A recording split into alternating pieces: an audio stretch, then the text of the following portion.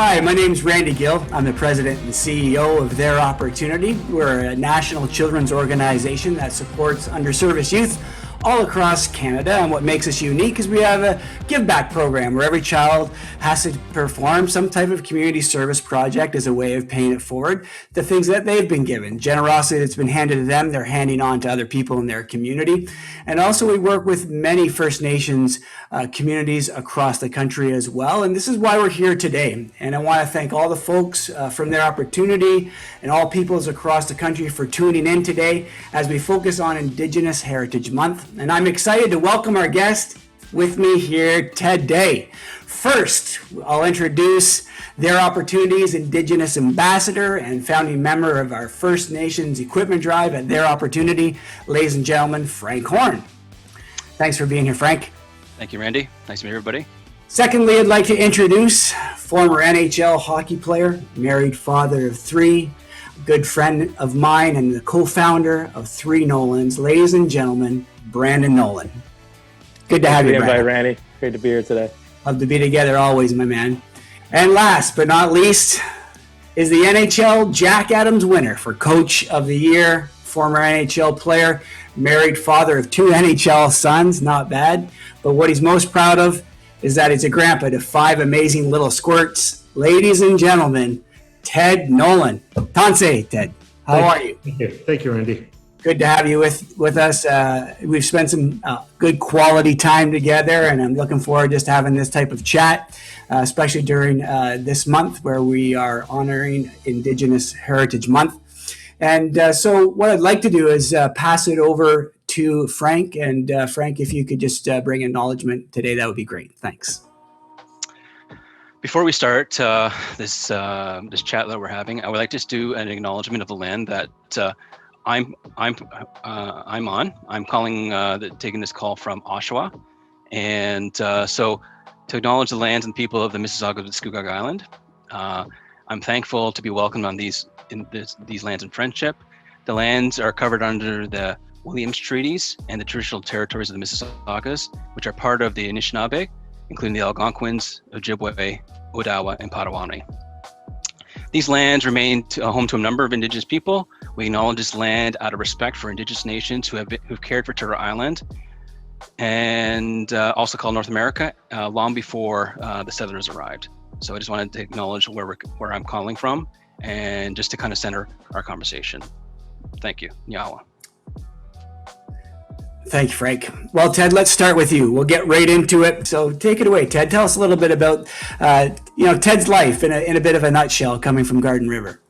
Well, thank you, Randy. When I tell people where I was from and how I grew up, they think I was born in the 1800s. But, when we did get TV, I think we got TV when I was about 6 or 7 or what have you. But we grew up very, very traditional way. We had the wood stove and no electricity, and family of 12. I got 6 brothers and 5 sisters, and but the unfortunate situation happened up in Kamloops recently. We were. I guess the luckiest part for me is not going. My father made sure of that. He didn't let them take us to residential schools. So I feel very, very, very blessed that that didn't happen to us and what have you. But outside of that, growing up in Garden Rivers was, I wouldn't have changed it for the world. When I tell people about my life, they thought I was a poor child. I didn't know I was poor. We had what we had, and we worked with what we had, and then we made the best of it. I didn't know I was poor until somebody told me I was. Right. But as far as the upbringing, I couldn't ask for a better upbringing. I got up very traditionally with my mom, who was she ran the Hiawatha play when I was a little boy. Her father ran it before her, and his grandfather ran it before them. So it was a long family tradition of having the Hiawatha play in our community. So I was lucky enough to play Little Hiawatha when I was a kid.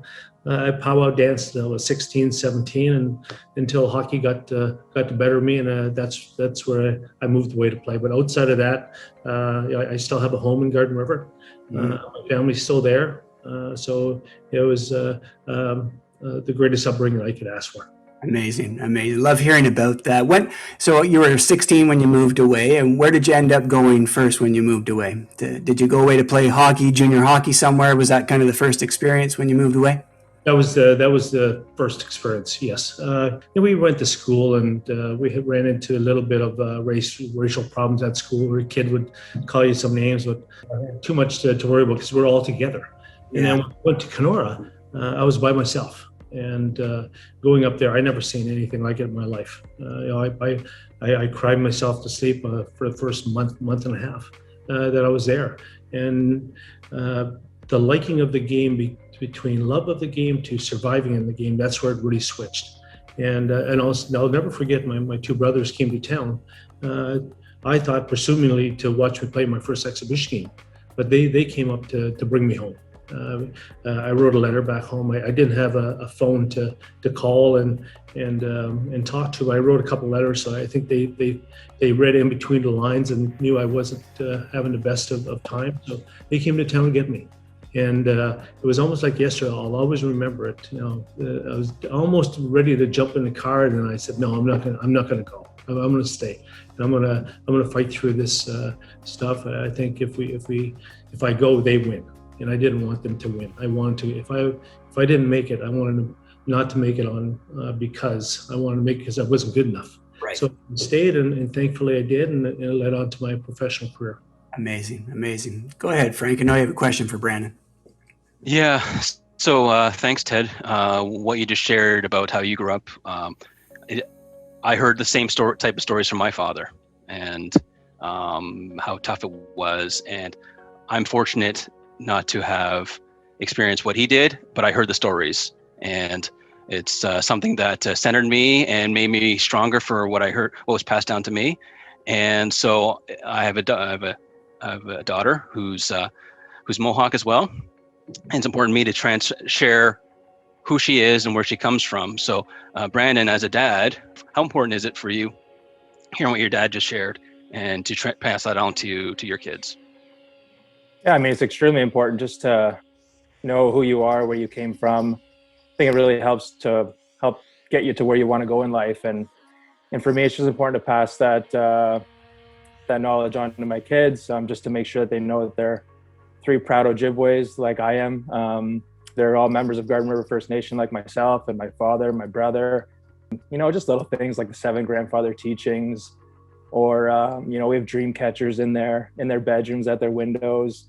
They know the work that I do and the work that Three Nolans does with going to First Nation communities and just stuff like that. I mean, it's just super important to pass that on, and just little stuff as well. Just like we read books, Indigenous books, or they're learning with Indigenous History Month at school. Didn't get too much into it, but definitely taught them about the unfortunate situation we saw with the 215 youth in Kamloops with the residential school. And just, it's important to let them know about racism and how it exists, so that they can be proud of who they are and where they come from, but also so that they can respect other cultures. I mean, they may go to school with, someone in their class may be Black or from Mexico or from India, we're so culturally diverse now in Canada. I think it's really important, one, for them to be proud of who they are and where they come from, but also to respect others. And, I think the world's missing that a lot right now, a lot of more love and respect. And hopefully as we go and we learn from other people and other cultures and other histories, that we can, hopefully get to a place here where everyone respects everyone a little bit more. Love it. Yeah. So important, especially as a dad, to pass that on. And you mentioned something in your answer about Three Nolans. So I think that's a good opportunity to talk about what's Three Nolans doing. Who are you guys? What's happening? Because, I've worked with you guys on some projects and things across the country, but maybe not everybody that's tuning in today knows what Three Nolans does for Indigenous communities. So Brandon, tell us a little bit about Three Nolans. Yeah, Three Nolans we started in 2013. We started like really, really small. We wanted to just create a hockey school to get in our First Nation communities, to teach hockey skill development, but more importantly, to get them there, get them to the rink, and then teach them more important things in life, like leadership, how to be respectful, how to be a positive and contributing member of your community or your society. So in 2013, we started the hockey school, and then it's just kind of slowly grown. Everything we do is for Indigenous peoples and Indigenous youth.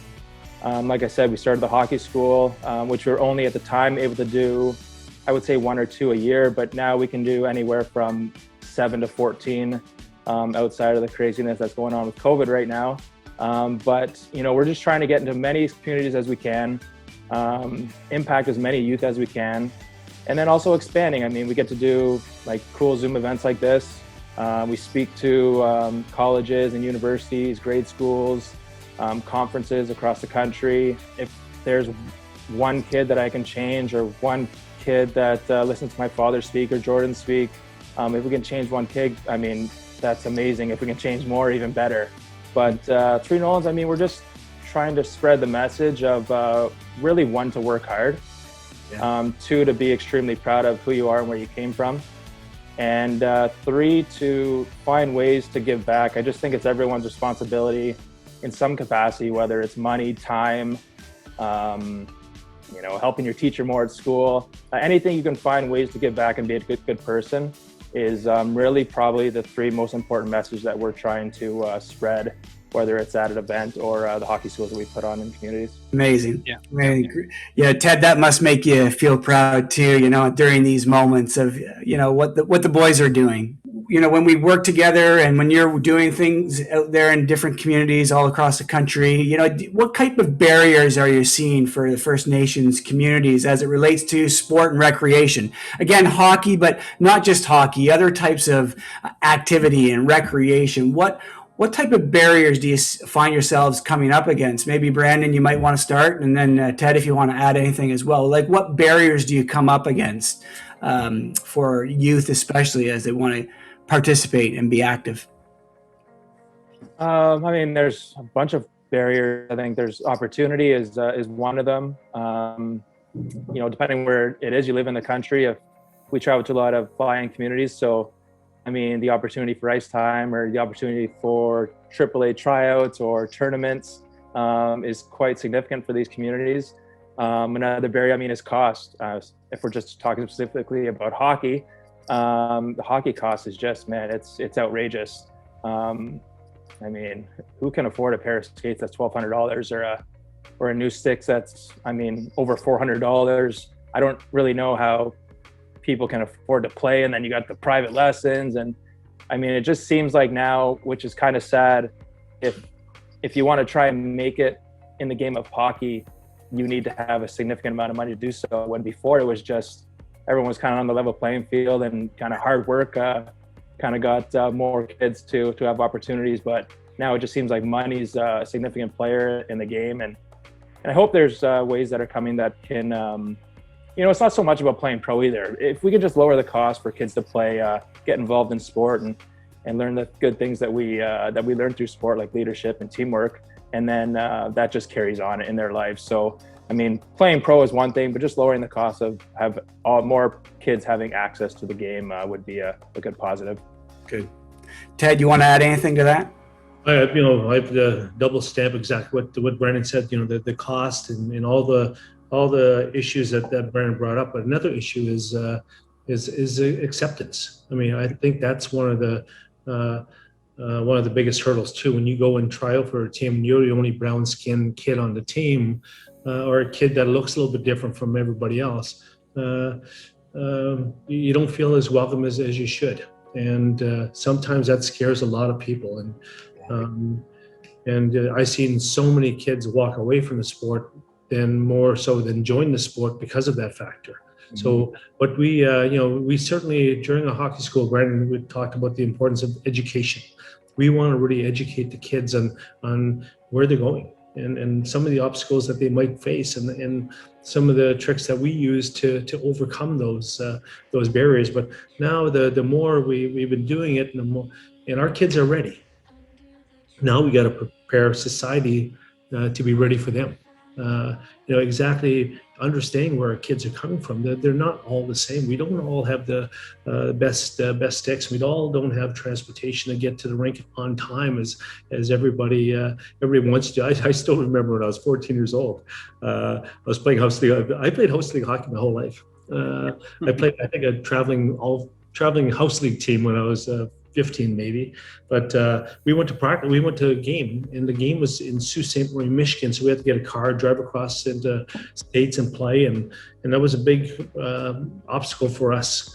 And when I got there, the coach sat me out, and because I missed last Saturday's practice, and I missed practice because we didn't have a car to get to practice. Not that I didn't want to go, we just didn't have a car. So we didn't understand. Right then, my dad pulled me off. You're not playing for that team anymore, and he made me quit. And I'm going, but Dad, I want to play. So anyways, I sat out the rest of the year. But understanding is such a vital part of sport, and it's not all everybody adapting to you. You should adapt to one another. Yeah, I love that. That's a really great segue into another question I want to ask you, Ted. And, some of those personal battles that, of injustice or racism that you faced in your hockey career, but also how you rose above it. Like, and then, framing that, what do we need to do to, educate and to come together so that the youth of the next generation don't face maybe some similar issues. But talk to us a little bit about some of those things that you had to experience and go through. My biggest thing, ever since I played my first game against the Chicago Blackhawks, I believe, with the NHL, I remember walking up those stairs playing that first game, and I had tears in my eyes. Not so much tears there were tears of joy that I really wanted to honor that game for the people who sacrificed so much for us. We talk about the residential school era and so many injustices that happened to our people. And here I was able to play that first NHL game. And from that point on, I really wanted to come back and talk to our kids about perseverance and about working. But doing that over the years, the one thing I came across is, it's nice to tell our kids to work hard and persevere, but also there has to be a knowledge-based information to where our kids are going, to let the society know exactly what happened to our kids. And that's all about knowledge and understanding of one another and all acceptance. And like I said, for everyone like myself who was lucky enough to make it through the hurdles, there's thousands and thousands of kids that don't. So. Yeah. We're very thankful. We're very privileged, and I'm honored to be a father of two, and both my boys. Brandon, he's the one who came up with the concept. He said, "Dad, let's go back in our communities and do some more." And Jordan, he was playing, and we all know playing professional hockey, it takes a lot of time, but Jordan always squeezes out the time to come with us and give what he can. So it's probably the best. I don't even call it a job. It's probably the best thing that I've ever been involved with sport, is to share that knowledge with the next generation of kids, to help them prepare themselves to get ready for their challenges in life, help them to overcome. But the biggest thing is just trying to find tools in order to more tools in your toolbox, more opportunities you're going to have. And then Brandon and Jordan being younger, now they can talk with the new generation of kids coming up, because Brandon and Jordan certainly didn't face the same kind of situation that I faced when I was growing up, and they had a little bit more opportunity based on the knowledge that I gained through my experience. And that's all we could do, is pass down. That's why elders in our community are so important. They pass on that knowledge to the next generation to make us stronger. And I was, like I said, I lost my father when I was only 15, and I lost my mom when I was 21. But I had 6 brothers and 5 sisters. So my sisters started taking over as mom, and my brothers started taking over as dad. And without their guidance and without their help, I certainly wouldn't have accomplished what I had. And so I really wanted, in turn, the day Brandon was born, I kind of switched over my whole process, because I really truly believe our kids emulate what they see. And if they see good things and they see positive things and they can see opportunity, they're gonna achieve those opportunities themselves. And so I couldn't be more prouder as a dad. So, Brandon, tell us again a little bit about how people that are watching today might be able to support 3 Nolans. Yeah, for one, I mean, if any communities are looking to bring us in, whether it's to attend an event or do a hockey school, they can contact us directly through our website at www.3nolans.com. Like I said, we're very lucky to come across companies and people that are willing to either donate their time or provide a little bit of funding that can help us, again, reach more locations and just reach as much youth as we can.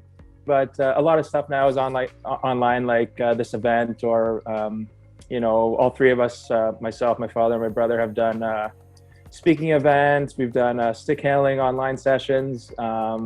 But really, we just love getting in the communities and working face to face with our youth. And we're just waiting for that time. Hopefully, I'm hoping we're back in the community sometime in the fall. But we'll see with, we just got to wait and make sure it's safe for all people involved. So when that time comes, we're jumping on a plane and we're out of here. Let's go. Let's go. I get it completely, because the best part of my job is getting in a plane and seeing my communities in person. That's the best part, because First Nation communities, they're awesome people, great sense of humor. They welcome you in, and once you build trust, they leave it. I live with the community. They make an impression on me, and I want to do more for them. It's the best part of the job. So I get it completely. The trust is the big thing, and we go, like you mentioned, we go into some of the schools, and the kids feel very comfortable coming. They come with ringette sticks, and it's a hockey school. But then we have options to make part of the hockey school ringette school also, and we make everybody fit. And some kids are handicapped kids, and they want to partake too. So it was one of the. I tell you, this will bring a tear to your eye. We had a kid that was kind of he couldn't stand up all that well, and went really, really slow. And he went in the corner, he went around a circle, but every kid waited for he was done. They all banged their sticks for him was done. He had a smile from year to year. He was so happy with, and all the kids wanted him at the part of that school every day. And I'll never forget it. So it's really, really good. Amazing. Well, something happened here on our Zoom call. We're getting hijacked. It looks like a special guest is joining us. Let me see if I can let this person in here into our call. We have a little special guest who has decided to make an appearance. Ladies and gentlemen, it's with great honor. I'd like to introduce to you all the Chief of Garden River. Ladies and gentlemen, here is Andy Rickard. Nice to see you, Chief. How are you? Not too bad. Yourself? Well, what brings you here today, my man? How did this all happen? You just stumbled upon this, or what are you doing here today, Chief?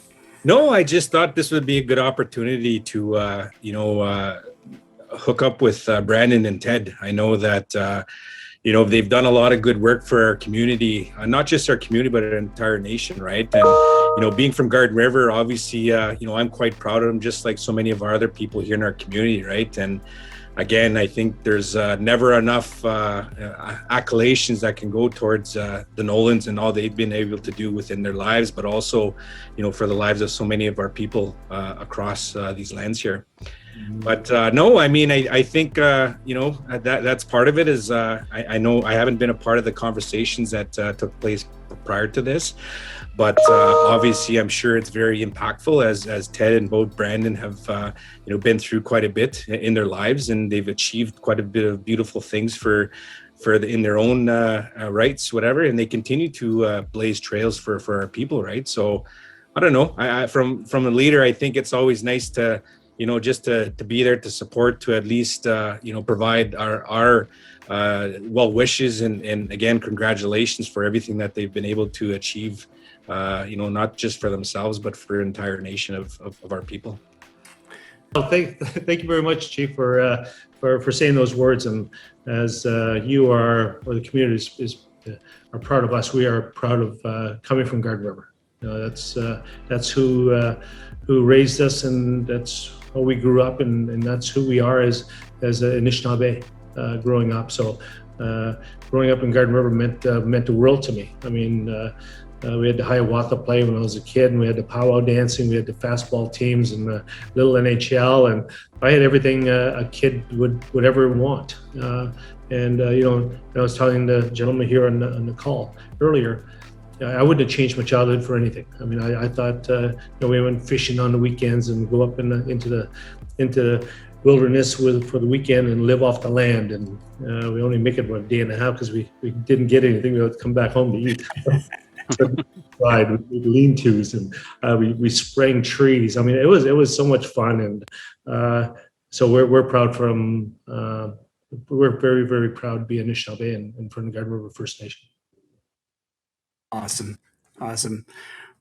So thank you again, Chief, for being with us, and we hope to reconnect real soon. And thank you. It means a lot to us, but also especially to the Nolans that you support them and the people support them.